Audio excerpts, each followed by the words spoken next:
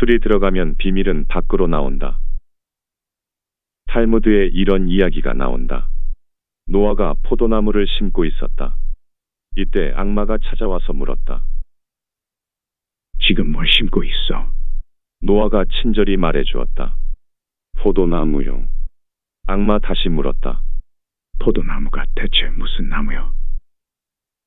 포도는 과일인데 매우 달고 새콤한 맛이 나오. 게다가 그 열매를 발효시키면 기분을 즐겁게 해주는 술이 된다오. 그렇게 좋은 거라면 나도 좀 거들고 싶소. 악마는 곧 양과 사자, 돼지, 원숭이를 데리고 오더니 그것들을 죽여 그 피로 포도나무에 거름을 했다. 그 결과 노아가 술을 마시면 처음에는 양처럼 순했다가도 좀 더 마시면 사자처럼 사나워지고 돼지처럼 추악해지고 원숭이처럼 소란을 피우게 되었다. 신이 가장 정의로운 인물로 여기던 노아까지도 이 지경이 되었는데 보통 사람이 어떠할지는 뻔한 일이다. 술이란 처음 마시기 시작할 때는 양처럼 온순해지게 하지만 조금 더 마시면 사자처럼 사나워지게 하고 거기서 더 마시게 되면 원숭이처럼 춤추고 노래 부르게 한다. 그래도 멈추지 않고 계속 마시면 토하고 뒹굴며 형편없는 괴물이 되어 돼지처럼 추해진다. 이것이야말로 사탄이 사람에게 준 선물이다.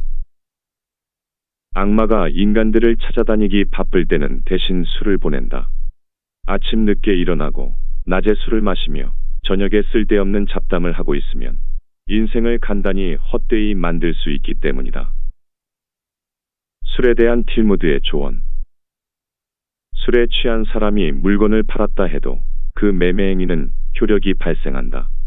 술에 취한 사람이 물건을 샀더라도 그 매매 행위는 효력이 발생한다. 그래서 취한 사람이 살인을 저질렀다 해도 그 행위는 마땅히 처벌을 받는다. 한 사람이 당신은 취했소 하거든 조심하라. 두 사람이 그렇게 말하면 마시는 속도를 늦추고 세 사람이 그렇게 말하면 자리에 누워라. 여성이 술을 한 잔 마시는 것은 퍽 좋은 일이다. 두 잔 마시면 그녀는 품위를 떨어뜨린다. 석 잔째에는 부도덕해지고 넉 잔째에는 자멸한다. 알코올은 육체와 정신을 하나로 만든다. 웨이터의 매너가 좋으면 어떤 술이라도 미주가 된다. 브랜디는 고약한 심부름꾼이다. 위장으로 가라고 해도 머리 쪽으로 간다. 위장의 3분의 1은 먹을 것으로 채우고 3분의 1은 마실 것으로 채우고 나머지 3분의 1은 비워두어라. 위장은 두뇌와 달라서 한없이 채울 수가 없기 때문이다. 사람은 자신의 환경을 변화시켜야 한다. 나쁜 환경에 던져진 사람은 그 환경의 영향을 받기가 쉽고 좋은 환경을 접하게 된 사람도 마찬가지다. 왜냐하면 인간에게는 서로 어울리려는 성질이 있으며 적응력이 강하기 때문이다. 그래서 어떤 사람과 깊이 사귈 때는 그 사람의 환경과 지나온 이력들을 고려해야 한다. 그 사람은 자신이 자라온 세계나 처해 있는 환경을 척도로서 몸에 지니고 있기 때문이다. 인간의 본성이 착하다는 것은 사실이다. 그렇다고 세상 모든 사람들이 선하다고 할 수는 없다. 절에서 자란 사람이나 수도원에서 생활한 경험이 있는 사람이 악인이 되기가 어렵듯이 술집 여자나 도박장에서 일하는 사람이 정직해지기는 매우 힘들다. 안 좋은 환경에서 자란 사람, 안 좋은 환경에 있는 사람들은 스스로 변화할 수 있는 계기가 꼭 필요하다. 스스로 꿋꿋하고 올바르게 살고 가족이나 다른 사람들에게 도움이 되기 위해서는 먼저 자기 자신부터 확고히 세워야 한다. 어떤 여성을 만나느냐가 중요하다. 착한 두 남녀가 함께 살았는데 어쩔 수 없는 이유로 이혼하게 되었다. 얼마 후 남자와 여자는 각각 재혼했다. 남자는 마음이 악한 여자와 재혼했는데 얼마 후 남자는 아내의 심성을 그대로 닮아버렸다. 그 남자 부부는 마을에서 아주 유명한 악인으로 소문이 났다. 한편 남자의 전 부인 역시 악한 남자를 만나게 되었다. 그러나 그녀의 남편은 아내처럼 착한 심성을 가지게 되었다. 남성이란 언제나 여성에 의해 만들어지기 마련이다. 문제의 핵심을 잘 파악하고 어리석게 행동하지 마라. 음식은 냄비 속에서 만들어지지만 사람들은 접시를 칭찬한다. 이 말은 사람들이 뭔가를 착각하여 엉뚱한 것을 숭배하고 추종하는 것을 경계하라는 교훈을 담고 있다. 한 남자가 버스에 올라탔다. 그 버스 안에는 뚱뚱한 부인이 개 한 마리를 데리고 앉아 있었다. 그런데 그 개가 한 사람이 앉을 수 있는 자리를 차지하고 있는 것이었다. 남자 승객은 자기 몸이 너무나 피곤해서 부인에게 말했다. 미안합니다만 이 자리를 양보해 주지 않겠습니까? 그러나 부인은 아무 말도 못 들은 척했다. 이에 남자가 한 번 더 부탁했다. 부인, 이 개 대신 제가 앉게끔 해주시지요. 부인이 이번에는 고개를 가로저어 거절했다. 급기야 화가 치밀어 오른 남자는 그 개를 집어 버스창 밖으로 내던져 버렸다. 부인의 입에서 비명소리가 터져 나왔고 이때 옆에 있던 사람이 끼어들며 말했다. 나쁜 건 강아지가 아니라 부인이잖소. 이처럼 공연히 엉뚱한데 화풀이를 해서는 안 된다. 지금 이 순간을 살아라. 오늘이 당신의 마지막 날이라고 생각하라. 그리고 오늘이 당신의 첫 번째 날이라고 생각하라. 인간은 보통 60에서 100년을 산다. 그러나 100년을 산다 해도 한꺼번에 100년을 사는 것이 아니다. 인간은 하루하루를 살고 있다. 나아가 시간, 1분 1분을 살고 있는 것이다. 그러므로 하루하루가 인생의 전부이며 나아가 1분 1초가 전 인생인 것이다. 인간이 오늘을 마지막 날이라고 생각한다면 가장 충실하고 풍성한 열매를 맺을 수 있는 하루를 보내기 위해 노력할 것이다. 그리고 생애 최초의 날이라고 생각한다면 더없이 활기차고 희망찬 하루를 보내게 될 것이다.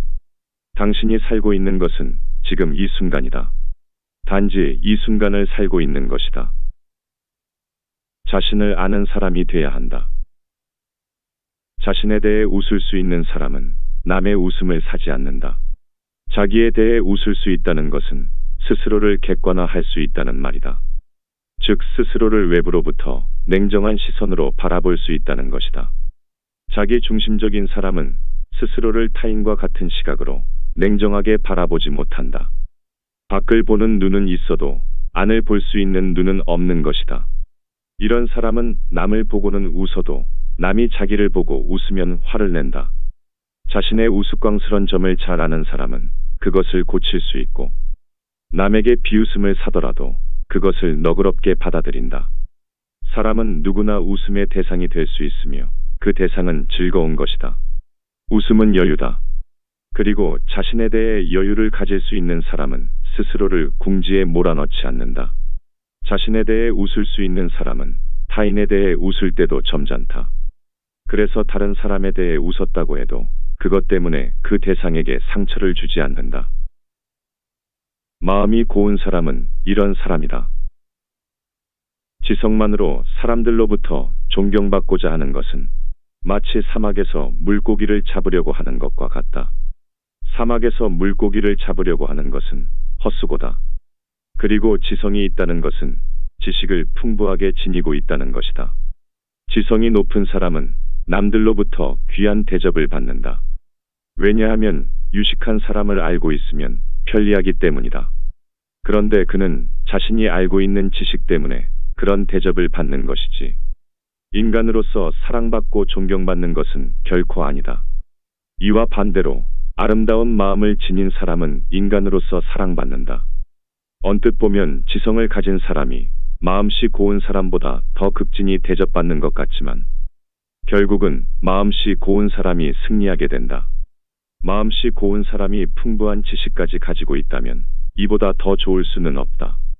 그런 사람은 타고난 지도자감이요. 사막에서도 사람들이 물고기를 구해줄 것이다. 모든 잘못은 우리의 잘못이다. 세상을 살아가는 인간이라면 누구나 죄를 저지르게 마련이다. 그런데 동양의 도덕관처럼 엄격하고 꽉 짜여진 듯한 분위기가 유대 사회에는 없다. 유대인이 죄를 범했어도 역시 유대인인 것이다. 유대인들이 이해하고 있는 죄에 대한 관념은 이렇다. 가령 화살을 관역에 명중시키는 능력이 있지만 공교롭게도 맞히지 못하는 경우처럼 원래 죄를 지을 생각이 없었는데 어쩌다 한 번 실수한 것이라고 마음 편하게 생각한다. 그래서 유대인은 자기가 범한 죄에 대해 용서를 빌 때 나라고 하지 않고 반드시 우리라고 표현한다. 자기 혼자 지은 죄임에도 반드시 여럿이 함께 저지른 것으로 말한다. 유대인은 모두 한 가족이기 때문에 혼자 죄를 범해도 여러 사람이 함께 죄를 지었다고 생각하는 것이다. 실례로 자신은 남의 물건을 훔치지 않았지만 누군가가 절도행위를 저질렀다면 그는 하느님께 그 잘못을 빈다. 이것은 자신의 자선행위가 부족했기 때문에 누군가가 절도행각을 벌였다는 반성의 의미를 갖는 것이다. 평등한 존엄성을 가져라.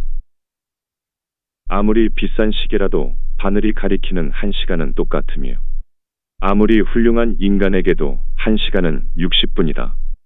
세계에서 민주주의를 처음 만든 것은 유대인이다. 이것은 고대 이스라엘의 유산을 살펴봐도 잘 나타나 있는데 아마도 외부와 격리된 유대인 거리에서 해방되기 전까지는 서로 운명 공동체로서 영주도 지주도 성장하지 못했기 때문일 것이다. 그래서인지 대다수 유대인들은 평범한 복장을 즐긴다. 이스라엘에서 넥타이를 메고 다니는 사람들은 정부의 고위 관리 가운데서도 그리 많지 않다. 유대인들은 권위주의를 싫어한다. 그래서 흔히들 유대인은 예의가 없다고 한다. 그러나 유대인들은 인간은 모두 평등하게 존엄한 존재라고 생각한다. 현재 세상을 움직이고 있는 대다수의 사람들이 유대인다.